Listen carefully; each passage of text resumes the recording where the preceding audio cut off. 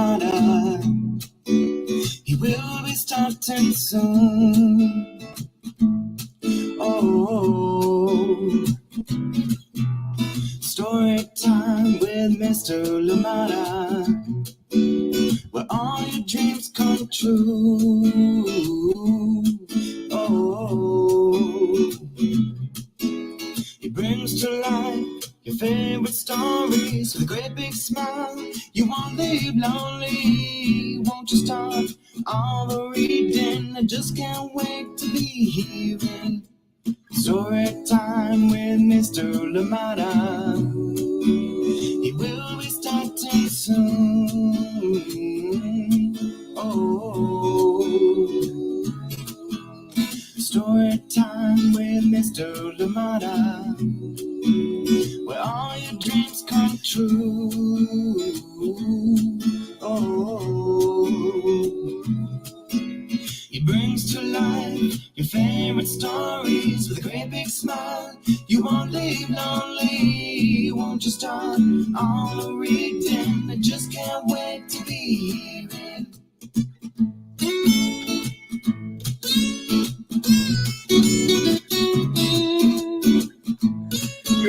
Good morning, and welcome to Story Time. Thank you so much for joining in. Happy Thursday, wherever you are, you and your loved ones, and everybody else that is joining us today. We say hello to you. Thank you so much for being here and welcome. Please, as always, let us know where you're joining in from and who is joining in with you. Always indeed a pleasure to be here together, reading stories together, learning together, and of course, building community. Thank you so much for joining us, and welcome on this bright day out here in Oakland. I hope that where you are, it is good for you as well. Thank you so much for joining in, and I know that there's been heat wave in parts of the country, and I hope that we're finding spaces that are cool and finding spaces that indeed help us, and also we also have shelter indeed. Thank you so much for joining in Storytime, and welcome. Today we're bringing you another special book, and this one is coming to you from Candlewick Press, and it is called Box.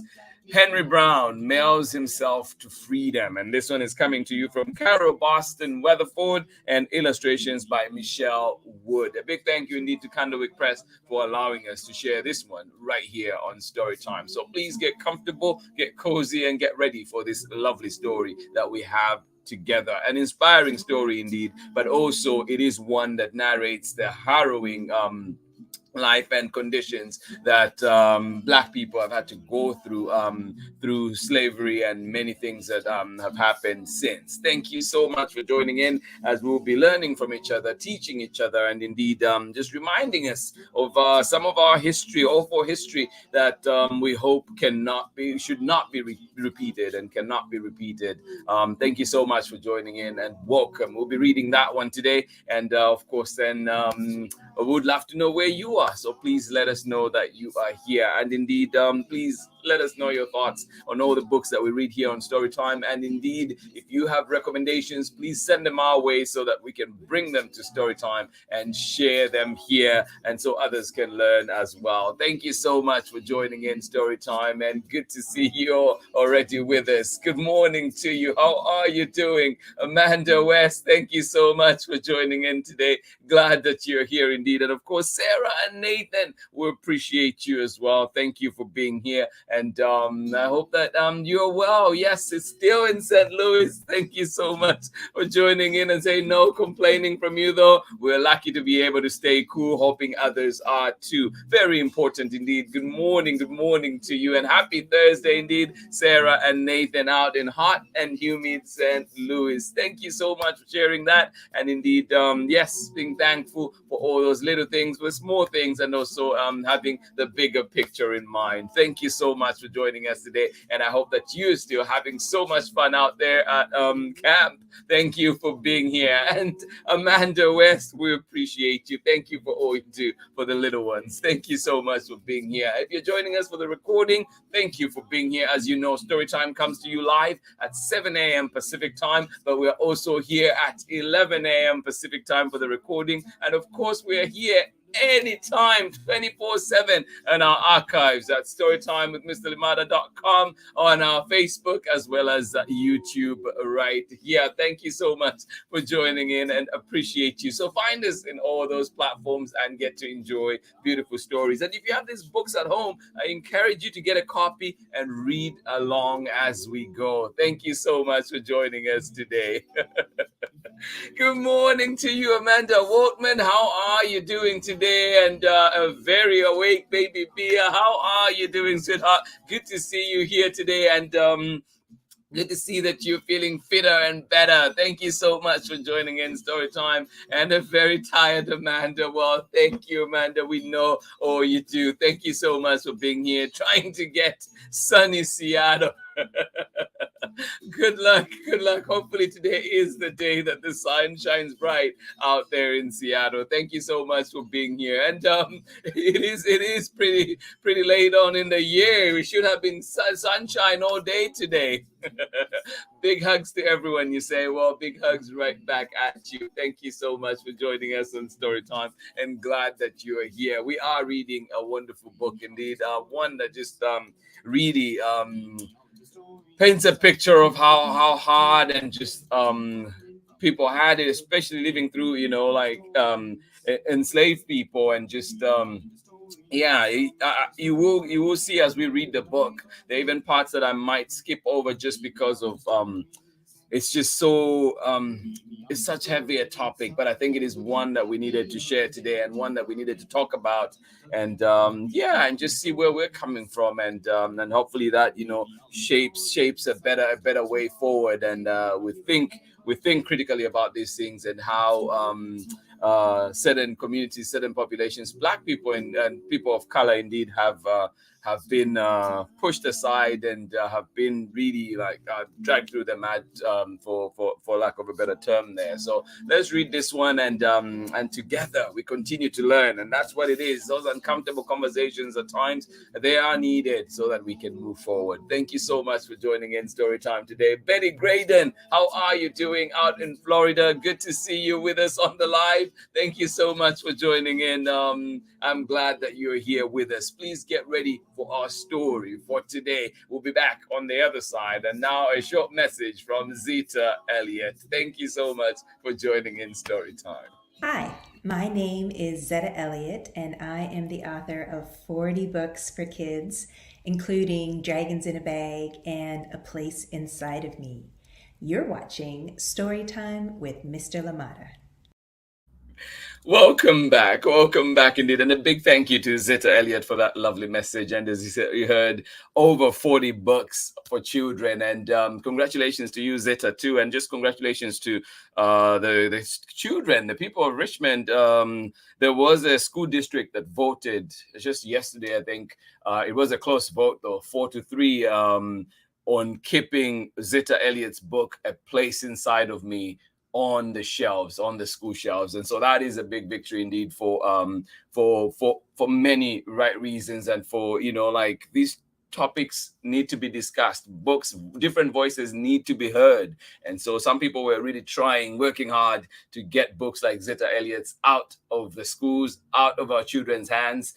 But I'm glad to say that the vote went our way. It was good. And yes, those voices keep being represented. Zeta Elliott, keep doing your thing. Thank you so much. All right. So for our story for today, as you can see, this one just really is one that makes me think and reflect. And I hope that it does that for you today, too. This one is called Box. Henry Brown mails himself to freedom. And just so you know a little bit, in case you don't know the story of Henry Brown, which you get to know by the end of this book, but just the way it is written, it is, of course, celebrated poet Carol Boston Weatherford powerfully narrates Henry Brown's story of how he came to ship himself in a box from slavery to freedom.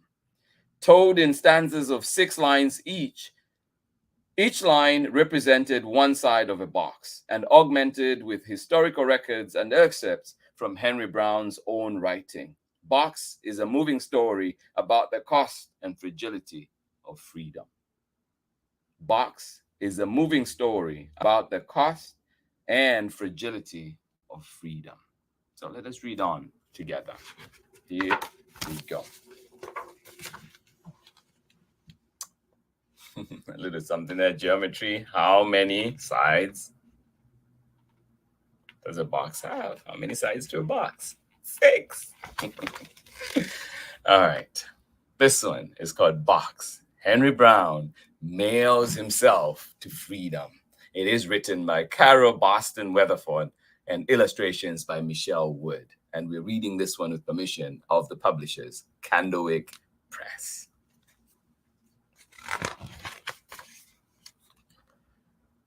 I was born about 45 miles from the city of Richmond in Louisa County in the year 1815. This is a little over, over 200 years ago. I entered the world a slave in the midst of a country whose most honored writings declare that all men have a right to liberty. The irony, right? I was a slave because my countrymen had made it lawful in utter contempt of the declared will of heaven, for the strong to lay hold of the weak and to buy and sell them as marketable goods. And this is an excerpt from a narrative of the life of Henry Box Brown, written by Henry Box Brown himself.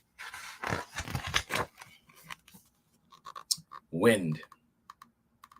An autumn breeze blows maple leaves while I sit on my mother's lap. Slavery is a cruel wind, she says, sweeping children away from parents, scattering families far and wide. She shivers and holds me close. Work.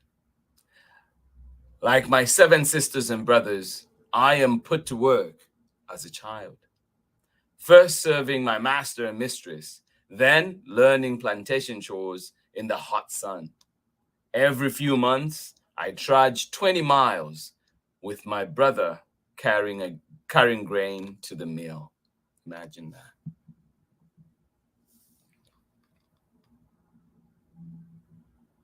Every few months, I trudge 20 miles with my brother carrying grain to the mill.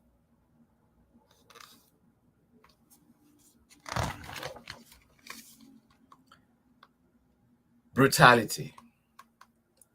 Treks to the market take my brother and me past plantations, where we encounter other blacks, some shoeless, coatless, nearly skin and bone in burlap shirts and threadbare pants. We share our bread and meat with them. In the slave quarter, they recount the savage beating that many of them got from having been baptized just the night before. Split. I am 15 when my master dies and wills my family to his 4 sons. My parents, brothers, sisters, and I, flung apart as if dandelion puffs. I land in the young master's Richmond tobacco factory. He warns the overseer never to whip me. Richmond. A sea of red brick rises from the James River. Slavery, the cornerstone of it all. See the slave pens, whipping posts, auction houses, storefronts, tobacco factories, and grit mills, all busy. Folks in packets and boats with cargo float along canals, people everywhere.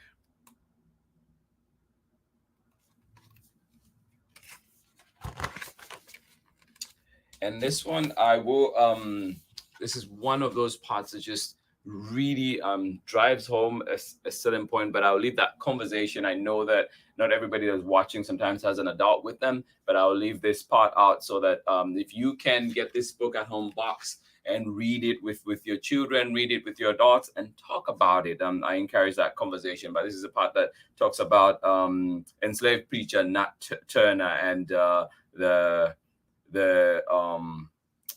uprising that happened, and definitely I would encourage you to read more about this at home. But after Nat Turner's revolt and the death that happened from that, we move on to a part called Fear, and it says, Fear, David Walker's appeal called for slaves to rise up. Nat Turner answered that call with rebellion. A massacre, whites called it, so scared that they raised the militia. But slaves face fear every day, fear of the lash, of being sent farther south, fear of their families being sold off, fear of never, ever being free. Laws. And we have to be careful about laws too. Blacks may not carry canes, but must carry free papers or a slave pass. Freed slaves must leave Virginia within a year of return to bondage, within a year or return to bondage. No more than 5 blacks may gather except in church. Groups of blacks may worship only with a white preacher present. It is unlawful to teach blacks to read and write. Unwritten rule. As long as there is slavery, no blacks are safe. Overseers. When one black overseer dies, he is replaced by Stephen Bennett, whose peg leg won't let him sneak up to eavesdrop on the slaves. He gives 100 lashes for coming a few cents or pounds short on a task. The next overseer, John F. Allen, is fiendish. When a slave who often sang takes sick, Allen has him dragged to the factory for 200 lashes. The whipping doesn't cease until the ailing man faints.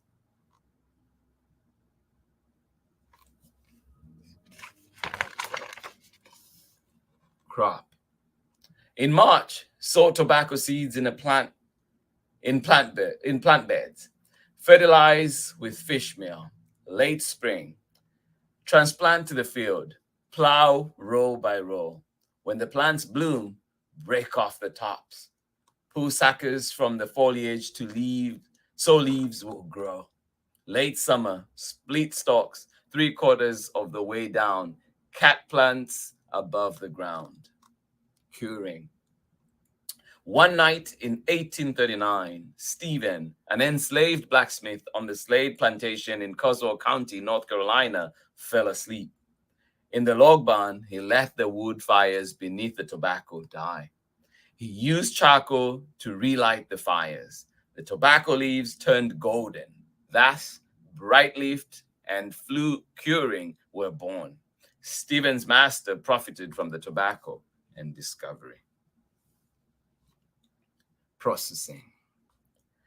The bright leaves arrive by the barrel, by the cartload, strip stems from the tobacco, flavor leaves in cauldron of licorice and sugar, press into lumps and twist by hand. In the machine house, pack into boxes and casks, lay in the sweat house for 30 days, then sell.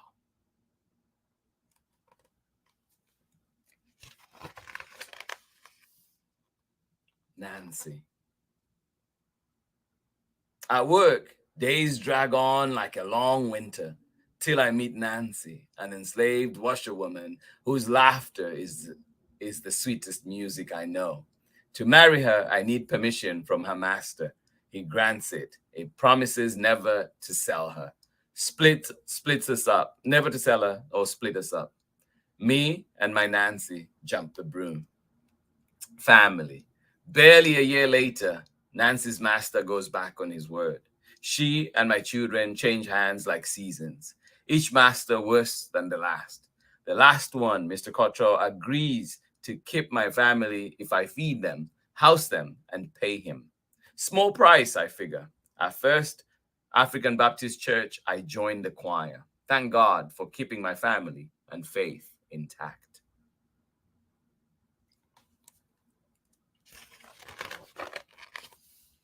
Worth. Nancy had been sold to Joseph Colquitt, a cruel saddler with an even meaner wife. Mrs. Colquitt caught that Nancy's breastfeeding and refined manners did not befit one enslaved. So her husband sold Nancy for $450. 4 months later, Mrs. Colquitt realized Nancy's worth and begged her husband to buy her back. He did for $500. Deal. A second saddler, Mr. Cottrell, told me that my wife's master, Mr. Cockett, aimed to sell her. Mr. Cottrell would step in and buy her if I would chip in $50 of the $650 asking price. For Nancy and my children, he promised that if I did, he would prevent her from being sold off. To me, that seemed like a good bargain.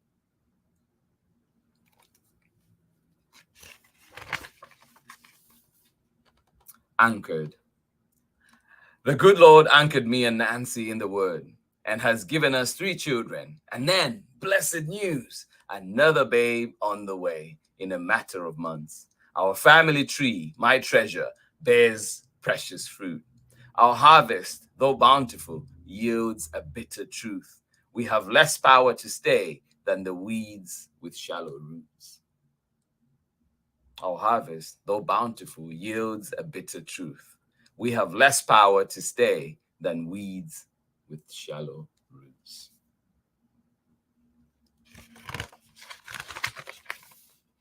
Trade. Whites and blacks, enslaved and free, haggle in the marketplace. Peddlers hawking eggs, chickens, potatoes, peas, and corn sticks. From blacks, free blacks are barbers, blacksmiths, shoemakers, and shopkeepers, seamstresses, and domestics. They are allowed to buy land and own buildings. If I had their money, I would buy my family. Railroad. Richmond is not just a port city, but also a railway hub. 3 lines converge: the Louisa Rail, the Richmond and Petersburg Railroad, and the Richmond, Fredericksburg, and Potomac Railroad. I see the trains and imagine boarding one, bound north, past the Mason-Dixon line, toward freedom.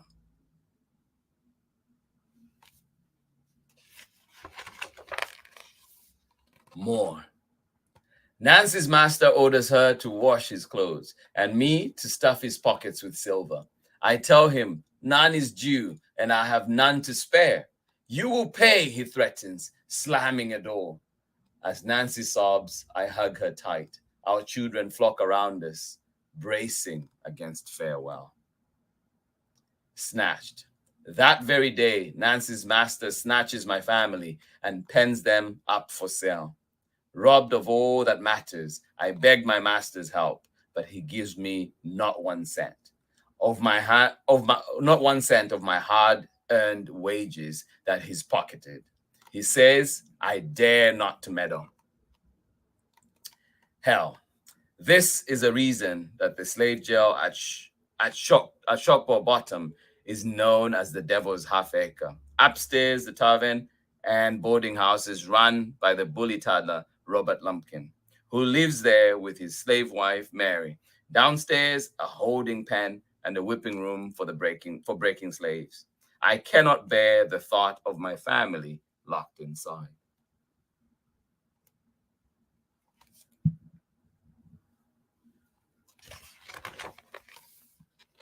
Tokens. I buy some tokens to take to my beloved ones in jail. Small sacrifice for one last embrace. On my way, a young man warns that I might be jailed myself for lies that my master had told the jailer. The youth makes the delivery in my stead, but mistaken for me, he is thrown in jail until my family's testimonies free him. The vexed jailer kicks the youth all the way into the street. Heaven. For one last glimpse of my beloved ones, I watch the slave chain pass, bound for North Carolina. Father, father, my child yells from a wagon. I see my wife, grab her hand, and walk 4 miles with her. We shall meet in heaven, I whisper. Then she is gone. Lord, what more have I to lose?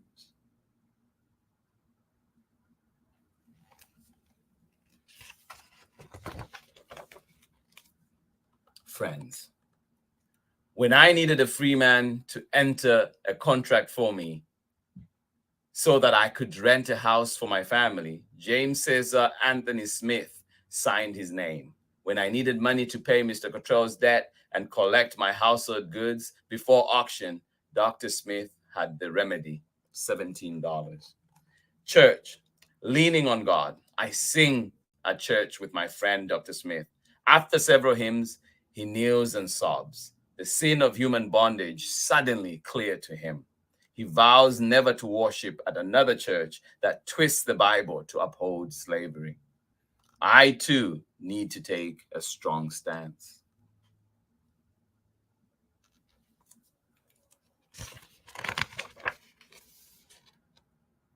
UGRR, the Underground Railroad.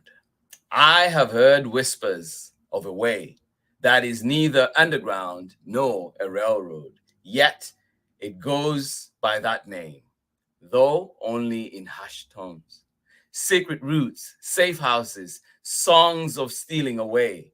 In those songs, I hear a yearning, the same longing in my soul. And plan. From that day on, I ponder an escape. But how, with only $166 to my name? While I'm at work, prayer shows me the way. I pay a carpenter to build a wooden box, 2 feet deep, 3 feet wide, and 2.5 feet long. I drill 3 holes in the box for air. Courage. What have I to fear? My master broke every promise to me. I lost my beloved wife and our children, all sold south. Neither my time nor my body is mine. The breath of my life is all I have to lose. The breath of life is all I have to lose, and bondage is suffocating me. Help. I have a plan, a box, and a strong resolve, but I cannot pull off the escape alone. I need an accomplice to close the lid and a traveling companion to keep the crate upright. I offer to pay Samuel Smith, a trusted shoemaker. He doubts I can survive the trip, but agrees to go with me.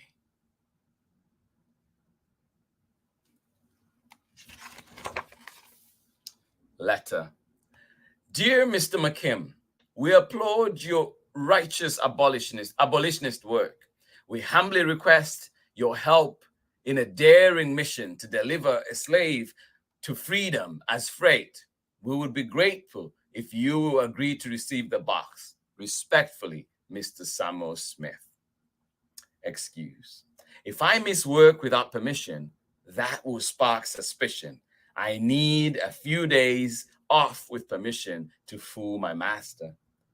The overseer examines my hurt finger but denies me to leave until I pour acid on the wound to make it worse. This time, the overseer glimpses bone. He is convinced this sore is my head start to liberty.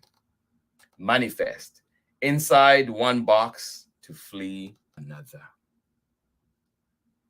Inside one box to flee another. Inside, I take a bladder of water and drill to bore air holes and cram my 200-pound body into the box. Samuel Smith and James Smith nail the box shut. Inside, I feel the hammering.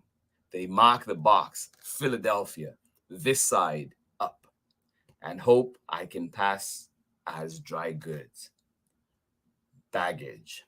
The Smiths send my box to Adams Express, where I am turned upside down, loaded onto a wagon, and driven to the train station, to the train depot. A man tumbles me to the baggage car, and I fall on my right side. My heart races as the train chugs away.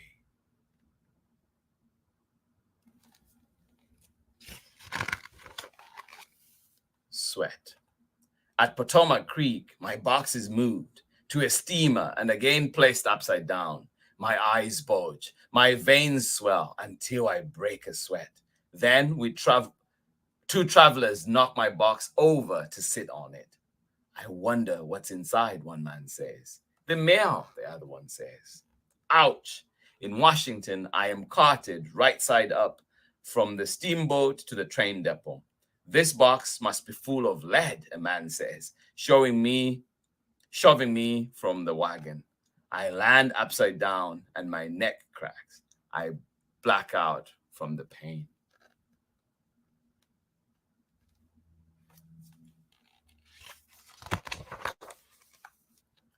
Express. When I awaken, two men are debating whether there is room on board for my box. It will have to sit here till tomorrow, says one man. It came express, says another. It has to go now. I am put on the train upside down, but get shifted onto my right side. Still, my limbs cramp. Wait, 27 hours, 350 miles. Philadelphia, a voice bellows. I wait, but the friend I'd paid does not come. Hours pass, and no one greets me. I pray this crate will not be my coffin. That evening, a man claims my box.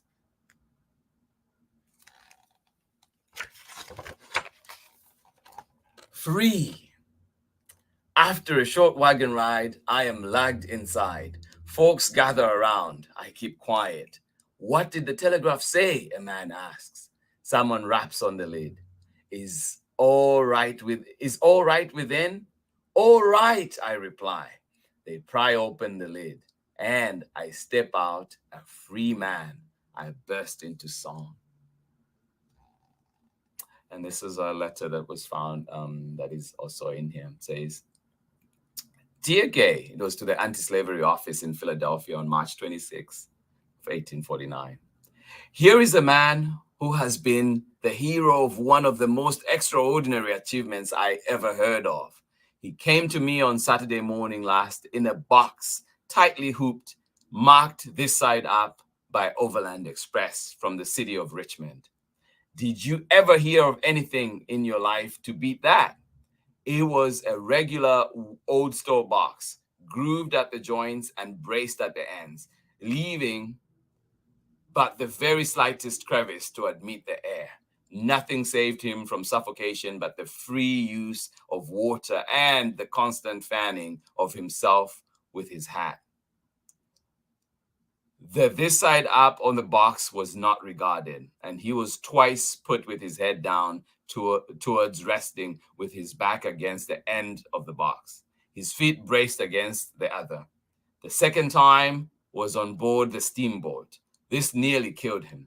He says the veins in his temples were as thick as his fingers. I had been expecting him for several days and was in mortal fear of all the time, lest the arrival should only be the signal for calling the coroner. He will tell you the story. He will tell you the whole story. Don't publish this affair to allow it to be published. It would compromise the Express and prevent all others from escaping in the same way.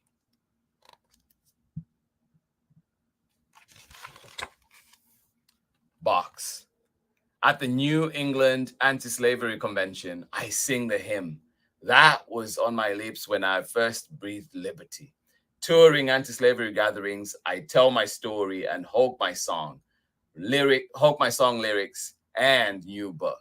For abolitionists, I am tangible proof that the enslaved crave freedom. I earned the nickname Box. Price.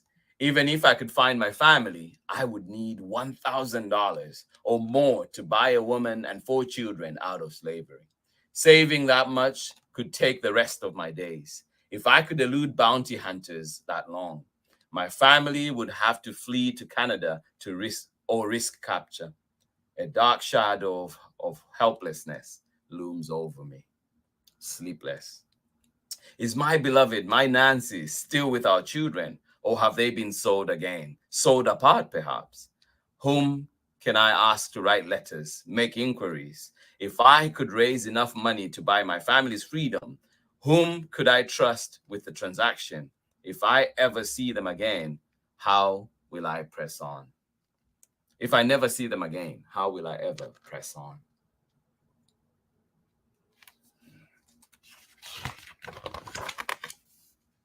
Mirror. Convinced that my saga must be seen to be believed, I enlist a Boston artist to create a moving panorama, a backdrop of massive paintings in the round. Henry Box Brown's Mirror of Slavery tours New England, and spectators immerse themselves in the very institution I fled. I reenact my unboxing, complete with the replica of the crate. Fugitive. In Providence, Rhode Island, I am attacked on the street, a kidnapping plot I suspect to return me to Richmond. Soon after, the Fugitive Slave Bill becomes law. Boston is crawling with bounty hunters. Price on my head. I sail to England with my panorama and my pain-filled past. Across the Atlantic, I begin to build a new life.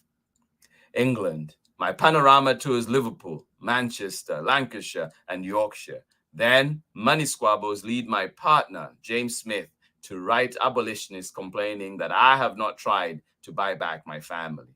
How would I find them? And whom could I trust to liberate them? Not a day passes that I do not long for my dear wife and children. Yet my anti-slavery work is now stained.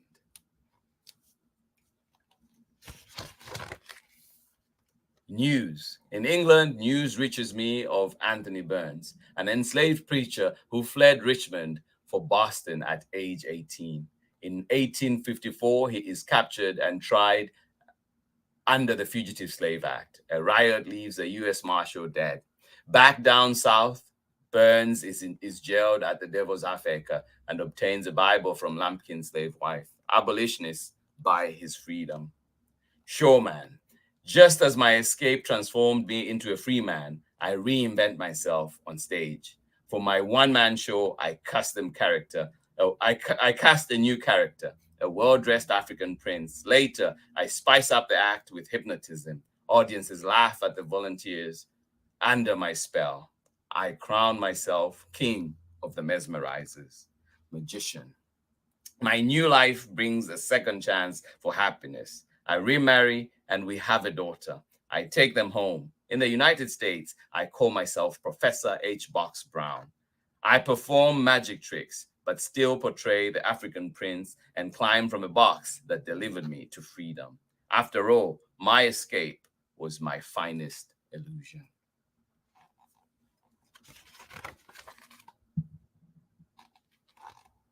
Axiom. Freedom is fragile. Handle with care. Freedom is fragile. Handle with care. And then on the back, there's a whole timeline of the events that we just read about. And I encourage you to find this book at home and read it, and especially to the part about Nat Turner, and read about that that part and just see some of the harrowing things that enslaved people went through. And, those effects are far reaching. We still feel those today. There's so much that is happening that is as a result of that. But I thought we should share this book today to just remind ourselves of some of these things. And also, because sometimes we may forget, we may think these things were so long ago and so on, but remind ourselves too that the effects of those things are far reaching, and we have a role to play. And also, freedom is fragile. You look at what's happening right now, Roe v. Wade, or indeed, you look at same-sex marriage and everything that is happening around that. So we need to be vigilant. We need to be playing our part in our communities, making sure that we vote if we can, making sure that we are out there at protests, making sure that we are out in our communities, ensuring that everyone is free and everyone is given a fair shot at life. So thank you so much for joining in today. And I just thought we should read this book. On Storytime, I've resisted reading stories mainly about talking about slavery, because we want to bring that there's more to Black people than slavery, but also it is important every now and then to go back and look at things and remind ourselves of where we're coming from and why things may be the way they are now. And we see too, sometimes just because something is legal, just because it does not make it right. Just because something is legal, it does not make it right. And we have to continue being vigilant, continue looking inside ourselves, and indeed holding our communities accountable too. And this month we're celebrating Pride Month. We know that there have been attacks, people threatening violence on the LGBT plus community, and we condemn that. We do not want that, and we want to make sure that our voices are heard. And please, if you can, reach out, even if it's just a message, whether it's on Instagram or somewhere, reach out to somebody, let them know you care, let them know that you are there. Thank you so much for joining in Storytime. This is a powerful book, and I encourage you to find it and have these conversations at home. And this one is called Box. Henry Brown mails himself to freedom. Thank you so much for joining me on Storytime today. It is indeed a place that we can learn together. We continue to learn from each other. And yeah, when you look at the story of just, Henry Brown, to go through that, to think, to lose your children, see them be sold off, be taken away in a wagon, and you cannot do anything about it, and to have to escape, to put yourself in a box for over 350 miles, in uncomfortable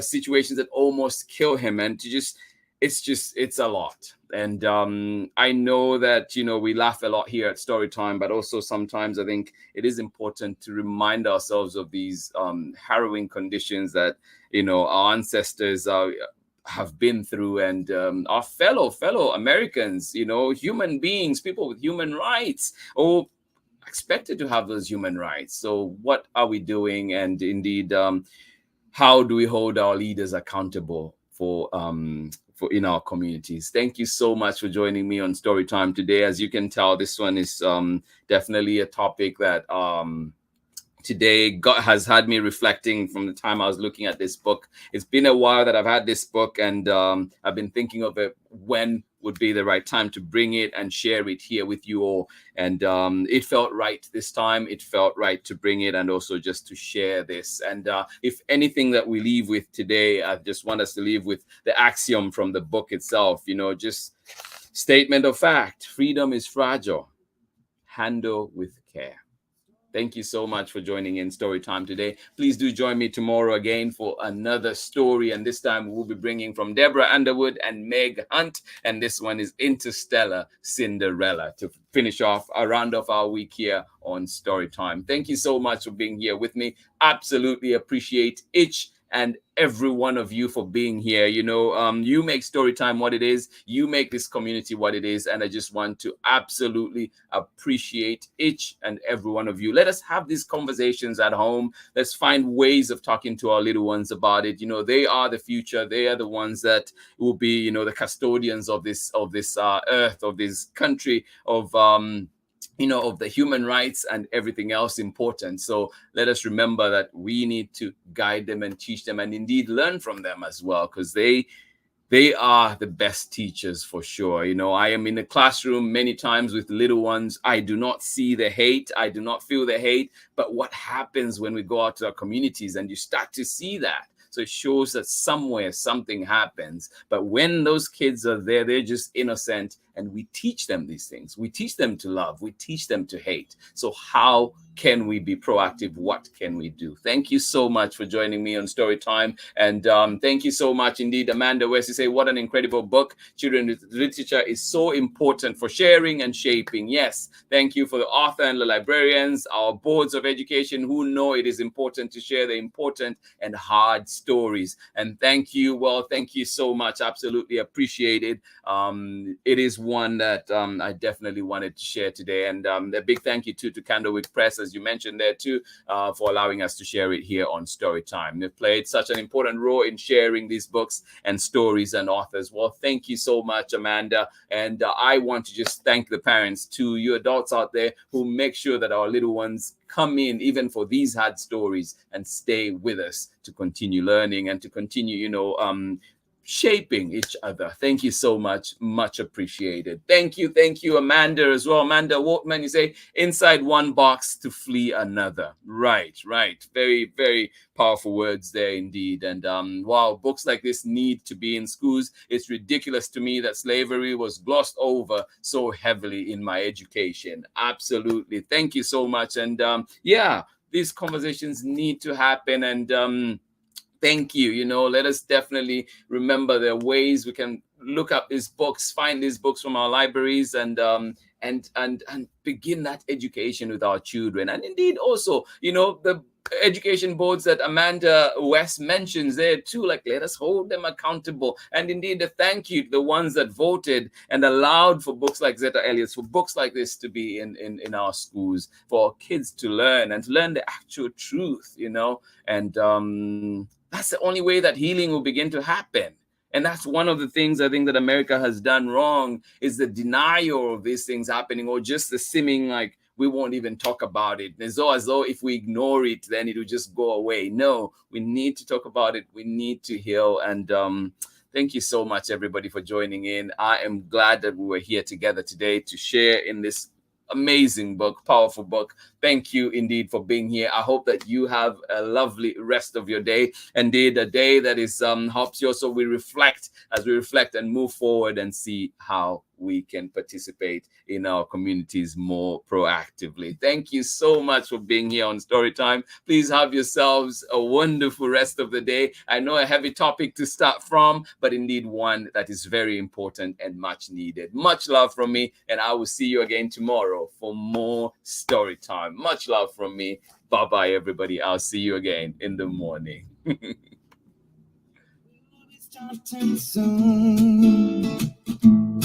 Oh, story time with Mr. Lamada, where all your dreams come true. Oh, he brings to life your favorite stories with a great big smile. You won't leave lonely, won't you start all the reading? I just can't wait to be hearing story time with Mr. Lamada. He will be starting soon. Oh, story time with Mr. Lamada, where all your dreams come true. Oh, he brings to life your favorite stories with a great big smile. You won't leave lonely, won't you start all the reading? I just can't wait to be hearing it soon.